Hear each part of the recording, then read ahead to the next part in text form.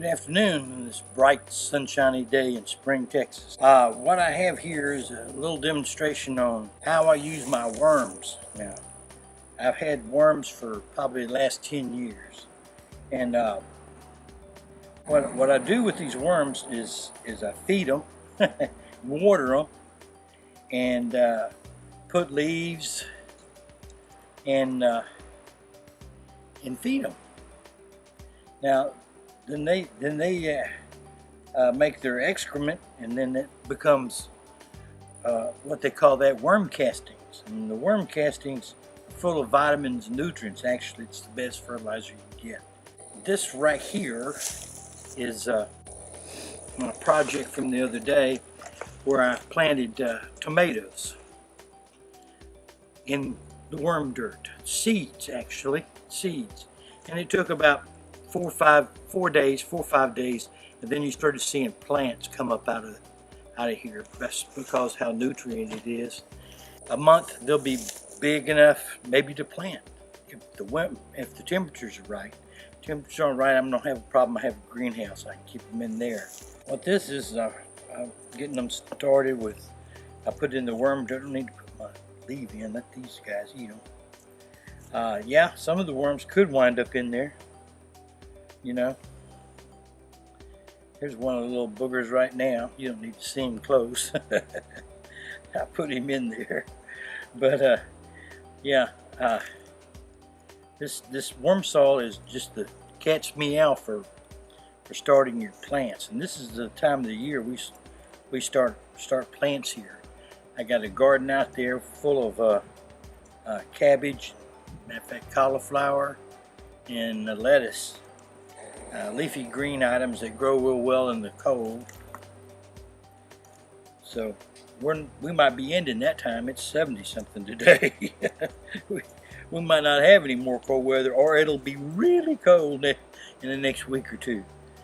But like I said, I have a greenhouse, so I can take care of them. But this is what we're doing today. I got actually beans, pinto beans, and pinto beans I'm planting or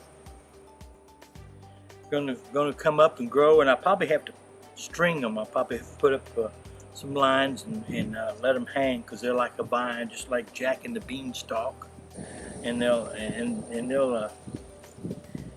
grow up the vine. This is one of the pinto beans here that I planted.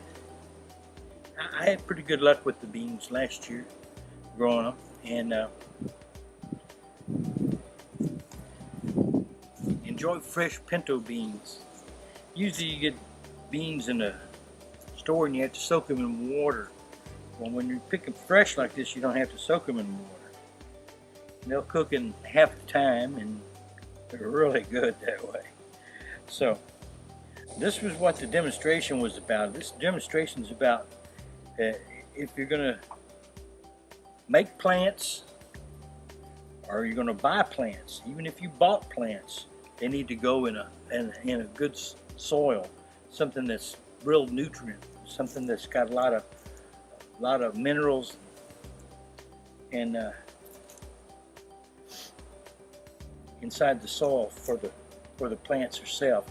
Because this garden is organic, so I don't put anything that has any chemicals anywhere near my my greenhouse or any of my gardens. And so what I'll do is in a few weeks I'll get part 2 on show how big the tomatoes are, and I'll show you plants for the pinto beans. And I imagine that'll happen in about 7-10 days. We should be able to have another video. I've enjoyed today. This was fun getting prepared for it.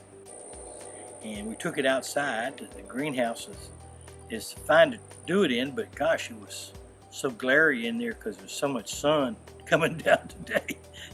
And it's clear, so I couldn't get a good view out of the camera.